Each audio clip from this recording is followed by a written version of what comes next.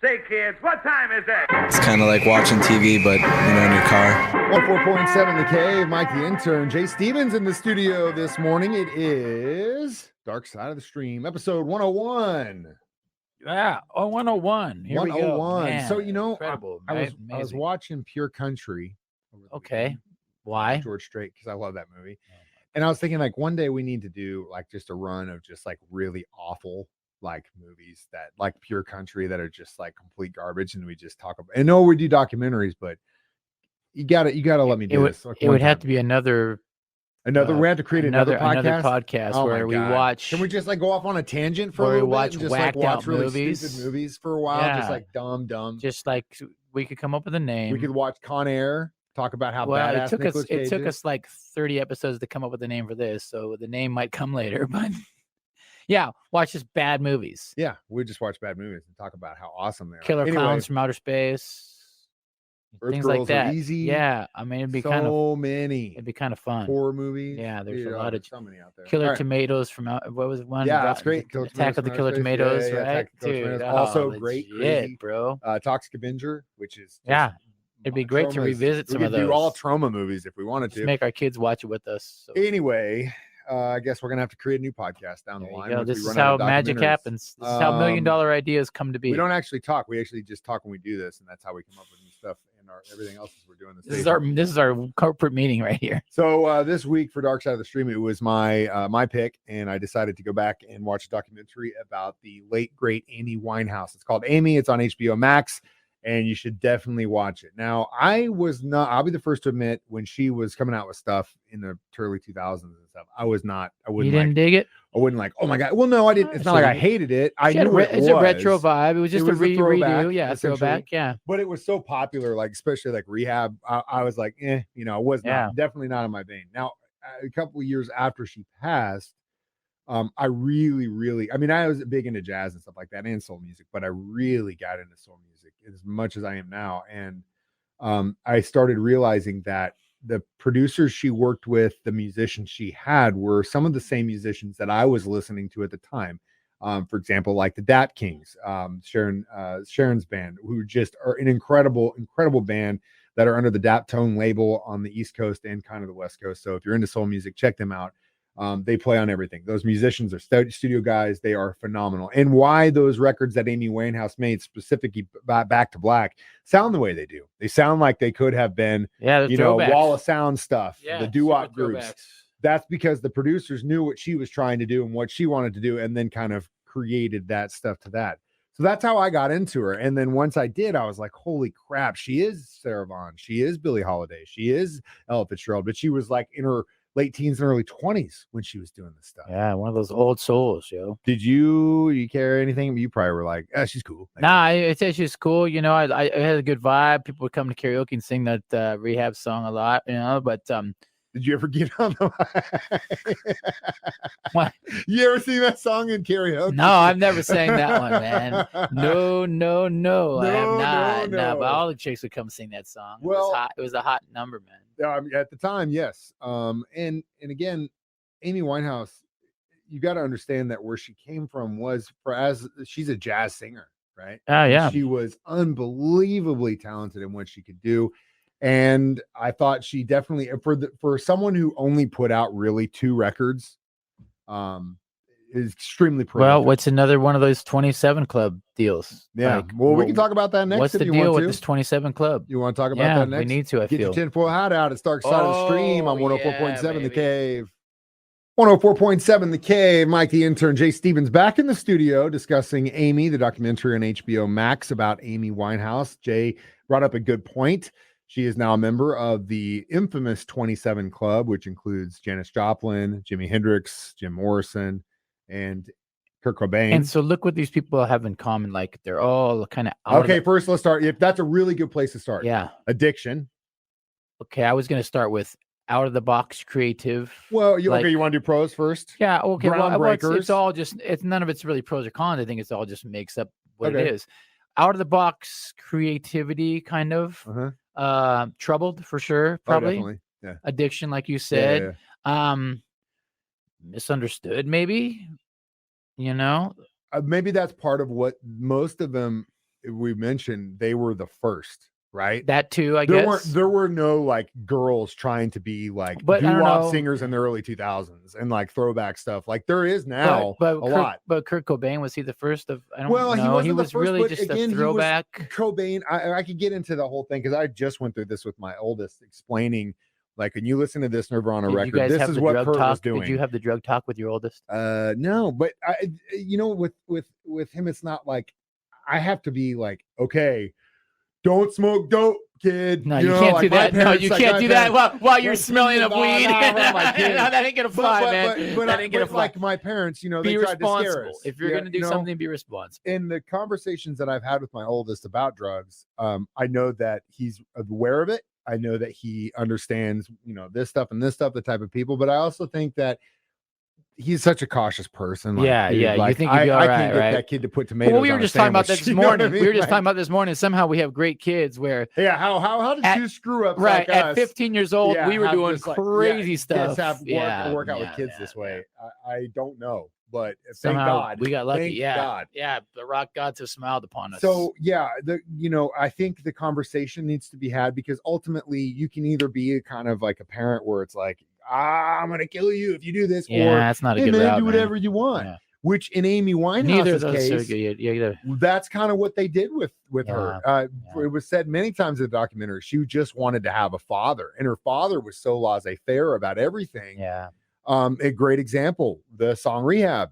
That's literally a true song about how everyone right before she started doing Back to Black, she already had a big bad drinking problem. I mean, it took her almost 3 years to make that next record after Frank because she's the type of person I think that needs severe drama in her life to write really good songs, and she did. Which that happens. I mean, you listen to Back to Black, and that's all personal stuff, and it's unbelievable that a kid in her early 20s was writing this type of material. So it's like you need that for the product, but in your life it's a balance because too much of that in your life is not good. Bad times. And then what do you do if you're in their camp? Like I always feel like some people close to these people, how do you not intervene? Well, see, that's the thing. In the beginning, she had a really good core of friends. The person that was managing her at the time was really close to her, and they all stepped in and said, "Look, you need to go to rehab. Right. You're drinking every day.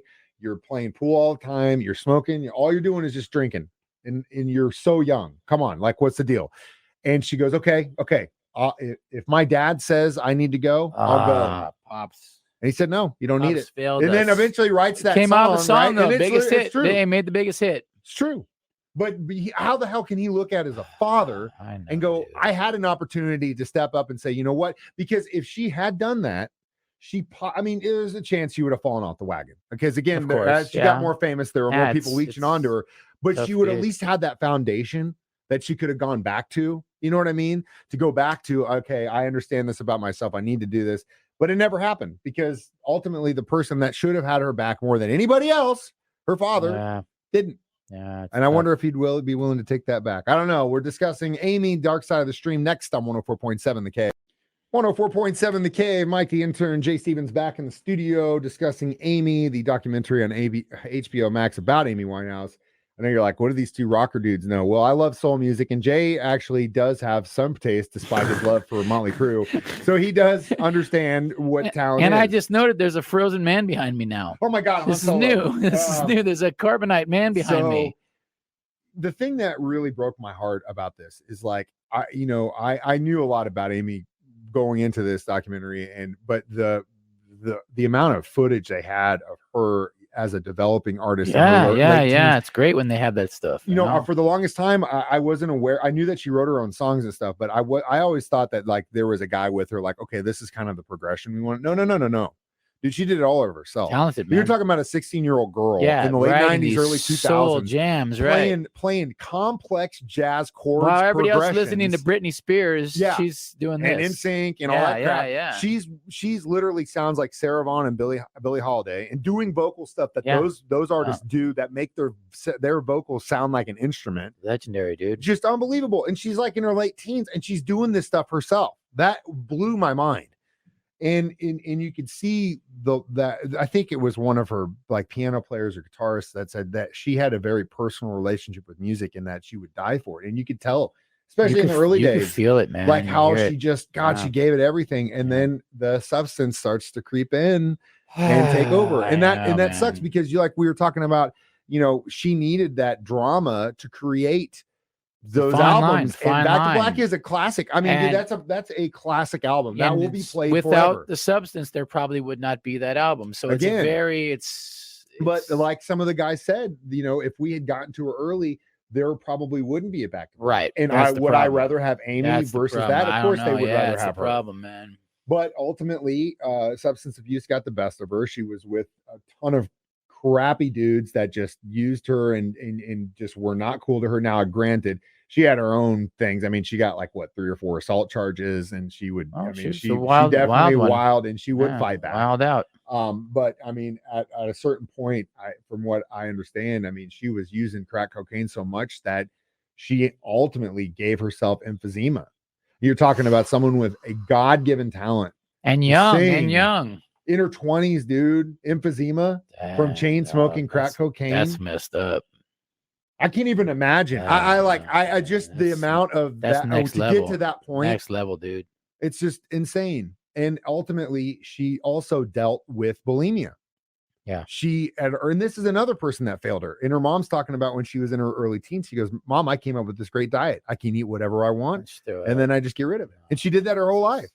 And nobody said, her mom didn't even say, whoa. Yeah, this is you're where puking up your guidance. Meals. Hold on. Yeah. Hold on. No, that's bad. That's bad times. Bad times. No. Yeah, there could have been some. I didn't really think too much of it. Could have been some better parental guidance. What in this the scenario. hell? Yeah, for sure. There was another story about how they were at a studio and they brought this whole spread, and she just gobbled up everything and then disappeared. And then one of the female assistants went to use the bathroom and came out, grabbed one of the producers and said, I think we have a problem.